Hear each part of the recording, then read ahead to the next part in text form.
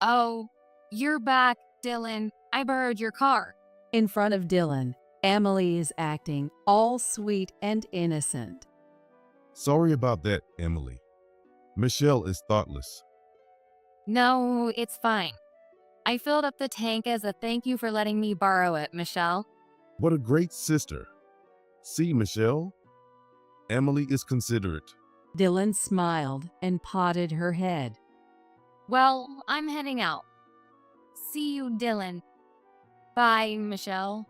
She smiled brightly at Dylan, but gave me a creepy smile for just a moment. What was that?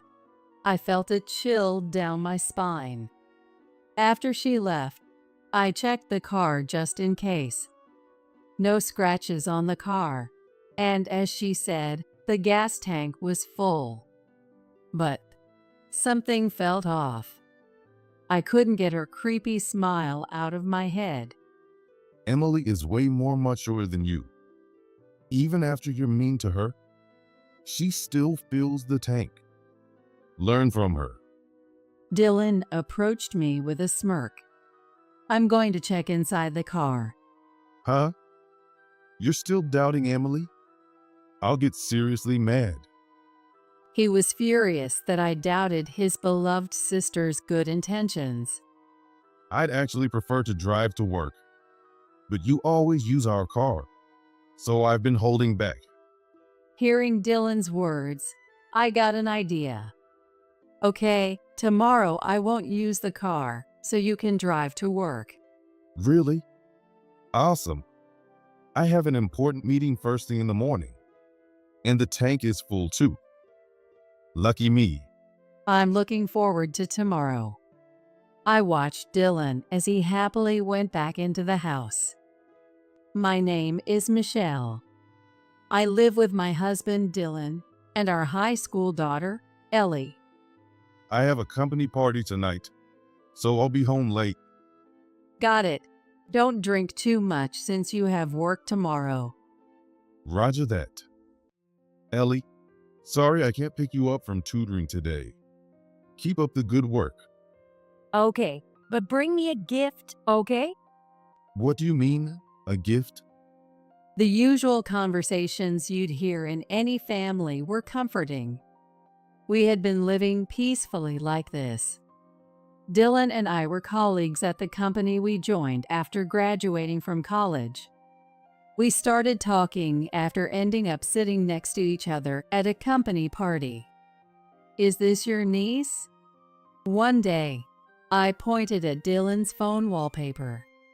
It was a picture of a little girl going down a slide with him. No, that's my sister. It's just the two of us. There's quite an age gap between you two. We're 12 years apart. She's in 5th grade now. Her name is Emily. Isn't she cute? Dylan was head over heels for Emily and showed me a lot of her pictures. She's been following me around since she was little. She's really adorable. I skipped club practice after school many times to see her. Dylan nostalgically looked at the old photos of his sister. As an only child, I couldn't quite understand his feelings. But Emily must be happy to have a brother who loves her so much. I wished I had a brother like that. I felt a bit envious. We started dating and got married when we were 25. Since I couldn't imagine working while raising a child, I quit my job when I got pregnant. I wonder if I'll be a good mom. I've never taken care of a baby before. I changed Emily's diapers and gave her baths, so don't worry. You'll be fine. During my pregnancy, Dylan supported me through my emotional ups and downs. He really helped with raising our child. Even now, he's devoted to our daughter. He plans family trips for birthdays and always picks her up from tutoring. Thanks to his dedication, we've been a happy family. I believed this would last forever, but things started to change 2 years ago when Emily moved close to us after getting married. I never understood why she moved so close to us at that time. I just thought they were as close as ever. But soon, I started to feel uneasy. Hey, Dylan, want to go shopping with me? James is working again today, so I'm alone. Emily would barge into our house and sweetly ask Dylan for favors. Her husband, James, was always busy with his work, often on weekends, so Emily frequently visited us. Come over anytime. We live so close after all. Dylan was more than happy to have his beloved sister rely on him. At first, I found it charming, but soon, Emily's frequent visits without any hesitation started to bother me. Michelle, your cooking is amazing. Can I have another piece of fried chicken? Of course. Eat as much as you want. That's Ellie's favorite dish. Ellie, you should eat more too. Oh, yeah. Even Ellie seemed a bit annoyed by her aunt's behavior. Don't you think Emily's relying on us a bit too much? She's having dinner with us every week.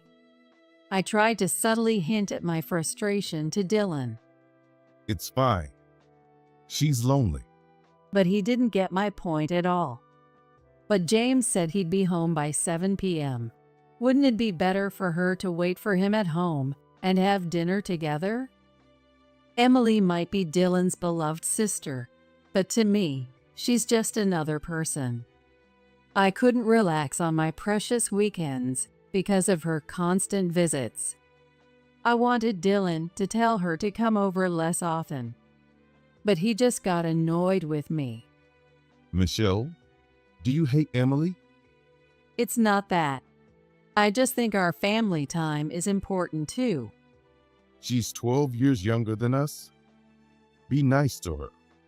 Even if she's 12 years younger, she's 30 now.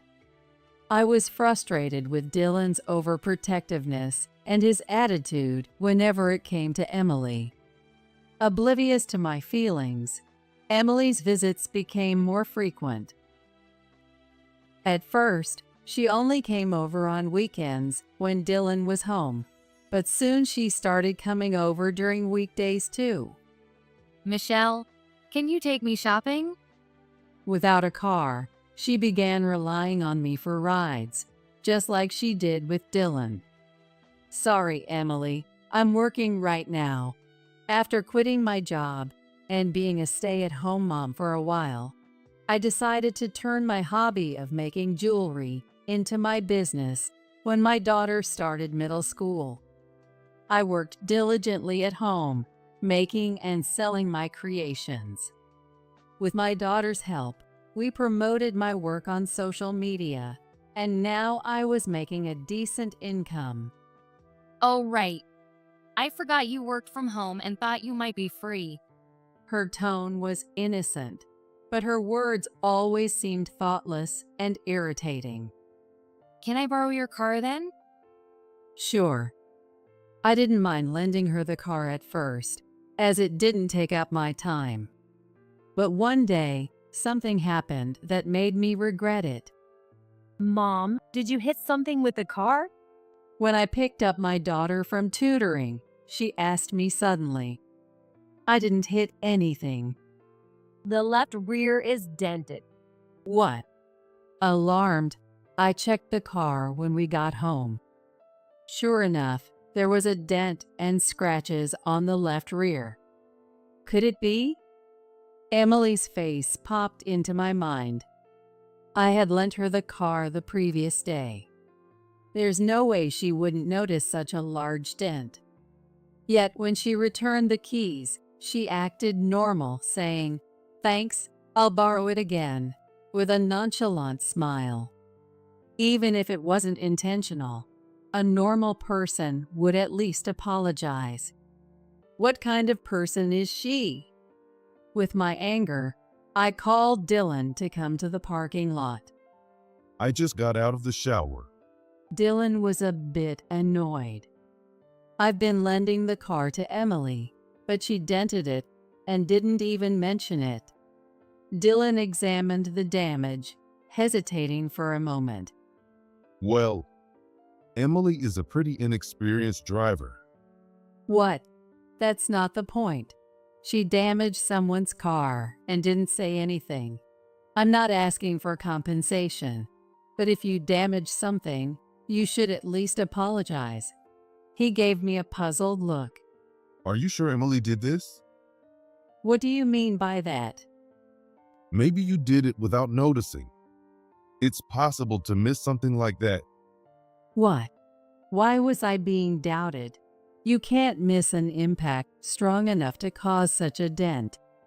My anger at Dylan's inability to think clearly about his sister left me too exhausted to argue further. Of course, Dylan never mentioned the incident to Emily, and the issue was left unresolved, leaving me frustrated. However, for a while after that, Emily didn't show up in front of us. Did she feel even a little guilty about keeping quiet after hitting the car? If only she'd keep her distance from us. But my hopes were short-lived. One day, she came over again. Can I use your bathroom? Before I could answer, she barged in. Why didn't she go before she left her house? I waited in exasperation, and she came back looking relieved. Michelle, you're busy, right? I'll drive myself, so can I borrow the car? Really? After using our bathroom, shouldn't she at least thank me first? And asking to borrow the car as if nothing happened. She hasn't learned anything. I gave her a light glare. No, I'm using it today. I never want to lend her the car again. But I also genuinely needed it for my daughter's activities. She got visibly upset and said, You're so mean. What did Dylan see in you? I'll tell him about you. She slammed the front door so hard it made a huge noise. Was that necessary? I simply told her I couldn't lend her the car because I had plans. She didn't apologize for damaging the car, didn't thank me for using the bathroom, and now she's throwing a fit when things don't go her way. I regretted being related to someone like her. At least she left, so I thought the matter was settled. I was thankful for that. Just then, Ellie came home. Mom, is Dad using the car? What? No, no one's using it. But the car's not in the parking lot. My blood ran cold, and I rushed to the window that overlooked the parking lot. It's gone. The car wasn't there. The car keys were also missing. That jerk. She must have stolen the keys when she went to the bathroom. This is theft. I was shaking with anger. Mom, Ellie's voice brought me back to reality. Hold on. I quickly called a taxi and managed to send Ellie off. How selfish can she be? I was too upset to focus on chores and wandered around the house, waiting for her to return. 2 hours later, she came back as if nothing had happened. What do you think you're doing? I said I needed the car. You stole the keys. What you did is theft. I stormed out to the parking lot, opened the driver's door, and let out my anger. She grimaced for a second, but then smirked. Screaming outside is so unseemly. Who's responsible for putting me in this state? Seeing her lack of remorse, I knew it was pointless to argue. I gave her a sharp glare. Surely, she hasn't damaged the car again? Remembering the last incident, I inspected the car. What are you doing? I didn't hit anything. I'm a good driver. Ignoring her, I carefully checked the car. No damage, thankfully. Oh, I need to pick up Ellie soon. I noticed the gas gauge. What? The gas tank is empty. It was over half full yesterday, but now it's nearly empty. I went on a long drive. She said it with a weird sense of pride. If you borrow the car, at least fill up the gas. I need to pick up Ellie now. If the next person who uses it is in a hurry and there's no gas, it's a problem. It's pointless to get angry with her. That's why I thought I gently warned her. Don't be so stingy. I'm 12 years younger than you. Besides, it's Dylan who supports the household. You're so greedy. One day, even he'll get fed up with you. With that, she left. Common sense doesn't work with her. How does someone grow up to be so selfish?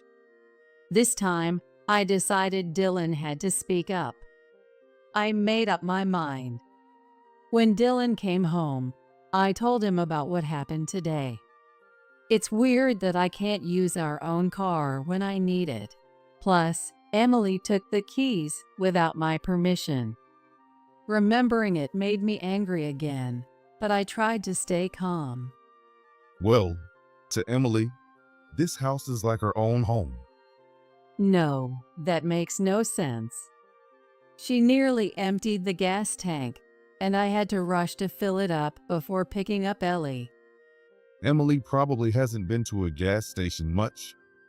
What? I took a deep breath to control my anger.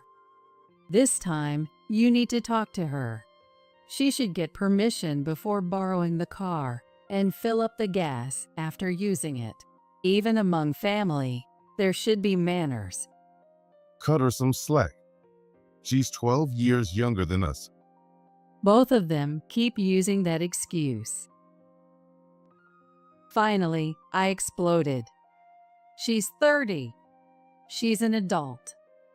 You don't have to get so worked up. I bought the car and paid for the gas. As long as I don't mind, it's fine. His money. I didn't feel like arguing anymore. Yes, there was a time when we managed on Dylan's income alone.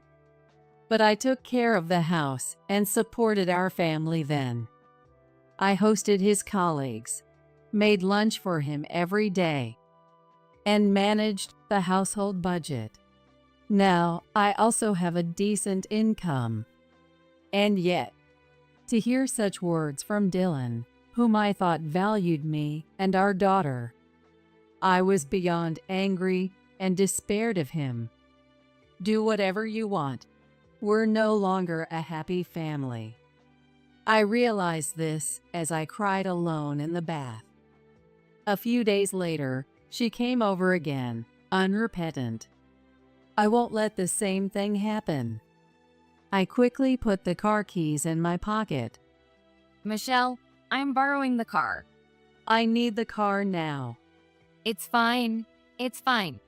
She barged into the house and started looking for the car keys. Huh? They're always here. She's trying to steal the keys so openly. Something is seriously wrong with her. Noticing my disdainful look, Emily's face turned red as she shouted, You mean old lady? I'm telling Dylan about you. With that, she pulled out her phone and actually started calling Dylan. He's at work. He's not going to answer. After a while, she smiled briefly and then started crying. Dylan, Michelle is being mean and won't lend me the car. Why did you marry someone like her? Then she shoved the phone at me. Here, let him scold you. I sighed and took the phone. Why don't you tell her not to call for such trivial things? It's not trivial. Emily is crying. Is he serious? I was speechless. You're mature enough. Don't hurt my precious sister. She's not hurt. She's acting. I need the car, so I can't lend it to her. She's overreacting and calling you about it. She's being unreasonable. Wait, gosh. I heard the car engine start outside. She did it.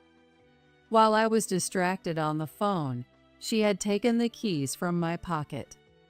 Oh my God. I need the car soon. If you keep believing everything she says, you'll regret it. Dylan was still talking, but I hung up. That night, when Dylan came home, Where's the car? your darling sister took it and hasn't returned it. Stop talking about her like that. We both turned away, frustrated. Then the doorbell rang. Oh, you're home, Dylan. I borrowed the car. In front of Dylan, she acted sweet and innocent. Sorry about that, Emily. Michelle is thoughtless. No, it's fine. I filled the tank to thank her for letting me borrow it. What a great sister. See, Michelle? Emily is considerate. Dylan smiled and patted her head. Well, I'm heading out. Bye, Dylan and Michelle. She smiled brightly at Dylan, but gave me a creepy smile for just a moment. What? I felt a chill run down my spine. After she left, I checked the car just in case. There were no scratches, and as she said, the gas tank was full. But something felt off. I couldn't get her creepy smile out of my head. Emily is much more mature than you. Even after you were mean to her, she filled up the gas tank. You should learn from her. Dylan approached me with a smirk. I'm going to check inside the car. What? Are you still doubting Emily? I'll get seriously mad. Dylan was furious that I doubted his beloved sister's intentions. I'd prefer to drive to work, but I've been letting you use the car. Dylan's words gave me an idea. Okay, tomorrow I won't use the car, so you can drive to work. Really? Awesome. I have an important meeting first thing in the morning, and the gas tank is full. So lucky me. I'm looking forward to tomorrow. I watched Dylan happily go inside the house. The next morning, Driving to work is so comfortable. See you later. Dylan, dressed in his favorite suit for the important meeting, left the house. A short while later, I heard his scream from the parking lot. That girl did something, didn't she? I sighed and went outside. Ouch. Ouch. What? Dylan's frantic cries were more intense than I had imagined, making me hesitate. As I approached, I saw that the back of his suit was slashed. Michelle, what's going on? Something poked me as soon as I sat down. What did she do? I was horrified and checked the driver's seat. There, right in the middle, was something shiny. A razor blade had been embedded in the seat. No way. If I had sat there, I felt a shiver run down my spine. What is this? You know what this is. Since Emily returned the car last night, no one else has been in it. Dylan looked unconvinced, but glanced at his watch and panicked. Crap. I'm going to be late. He rushed inside to change and hurried out of the house. He won't make it to the train in time. I felt a bit sorry for Dylan, but what is she thinking? I need to seriously distance myself from her. Otherwise, my safety and possibly my daughter's could be at risk. As I sat in fear, unable to focus on anything, my phone rang. It was her. Hello. Thanks to you, Dylan yelled at me. She was furious on the other end. It seemed Dylan was finally angry about this incident.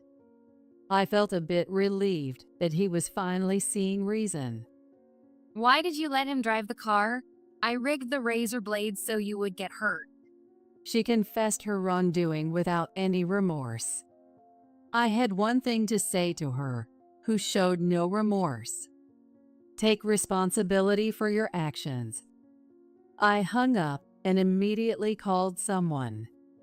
That's the situation. Yes, please come over tonight.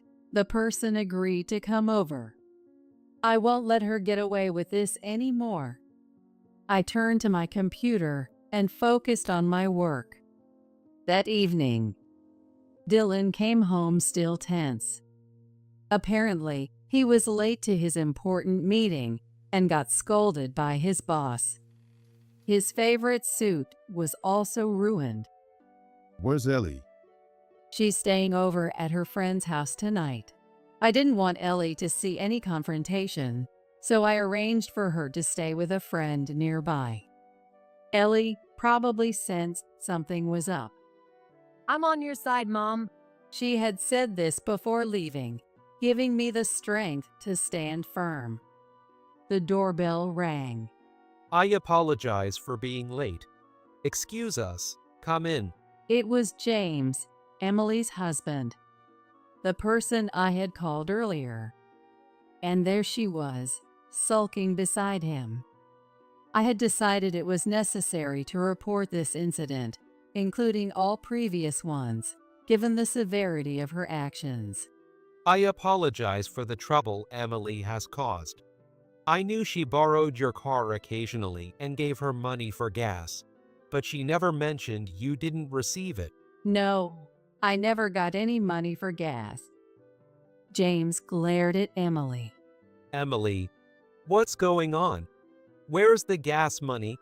Why have you been using the car so often? For the usually calm James to raise his voice, Emily's face twisted. Our car has a dash cam, so we know where you've been. Emily started to panic. I was just shopping. There's a good store in the next town. They sell organic and additive-free products. I wanted to buy good food for James. It's expensive, so I used the gas money on the groceries. She desperately tried to explain, but James's gaze remained cold. Who's Sam? What? Sam was with you, wasn't he? Emily fell silent. Tell me the truth. The dashcam records audio inside the car. I had suspected her of cheating for a while. It didn't make sense that someone who rarely drove would take long trips alone, running the gas tank dry. So I checked the dashcam and discovered her affair. If she had changed her ways, I might have kept quiet. But her increasing audacity and criminal behavior left me no choice. I sent the dashcam data to James. She started to cry softly. I only had a bit of fun. James never spends time with me because he's always working. She glared at me through her tears. You're the worst. You should have been the one to get hurt. Enough. James's shout made her tremble. Michelle, I'm truly sorry. James apologized to me. He's done nothing wrong. In fact, he's the victim of her infidelity. I felt a deep sympathy for him. I can't be family with someone who would hurt others so easily. I couldn't believe that the person I loved could do something like this. He must be incredibly shocked as well. My mind is a mess. I'm sorry, but I need to go. Wait, James, please. James shook off her hand and left, head bowed. Seeing James' devastated state, Emily finally seemed to grasp the gravity of her actions.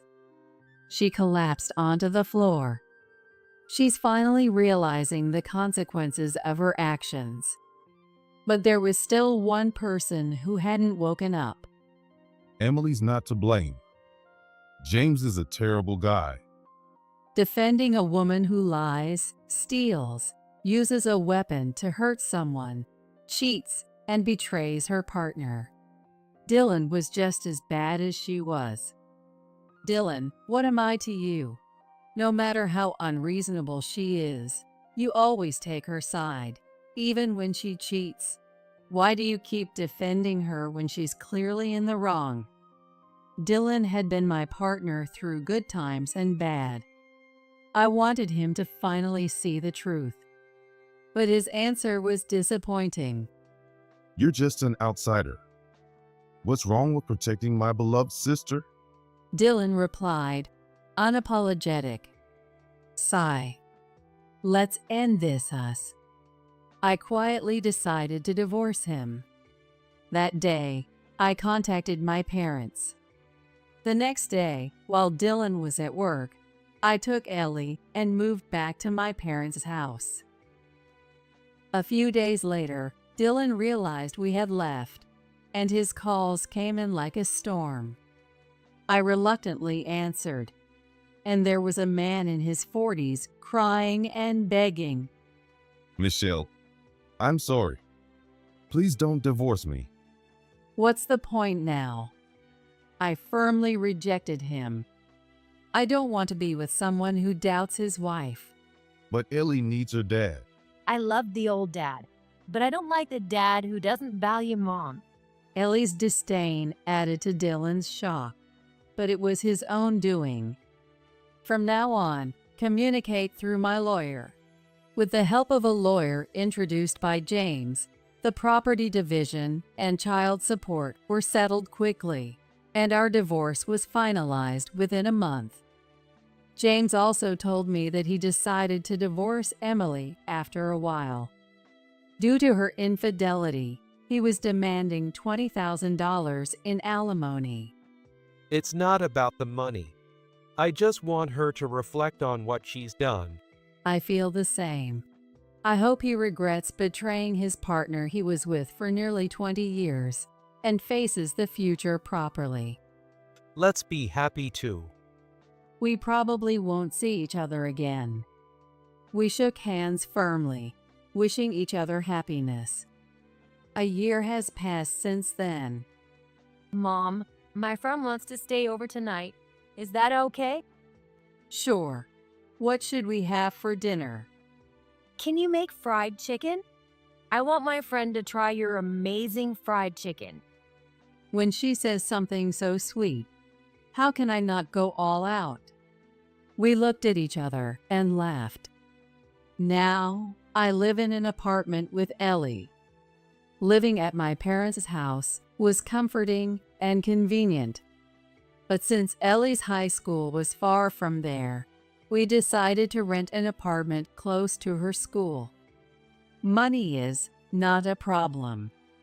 Through my ongoing jewelry business, I've been earning as much as my ex-husband did, even before the divorce. I hadn't told him, and he probably never imagined I was making that much. That's why he boasted about paying for the car and gas. I'm glad I got divorced, I thought with certainty. As for the troublemaker, Emily, after being kicked out by James, she moved into the small apartment where Dylan now lives. Dylan, can you lend me some money? Still not working, she shamelessly asks Dylan for money. She'll likely repeat her mistakes. She needs someone who truly cares about her and can give her the tough love she needs. Not someone like Dylan who only spoils her. After our divorce, I answered a call from Dylan once. He finally realized how selfish Emily's behavior was. You're the one who made her this way. Take care of your precious sister to the end. Don't involve us anymore. Since then, I haven't been in contact with my ex-husband. I'm living a new life with my daughter.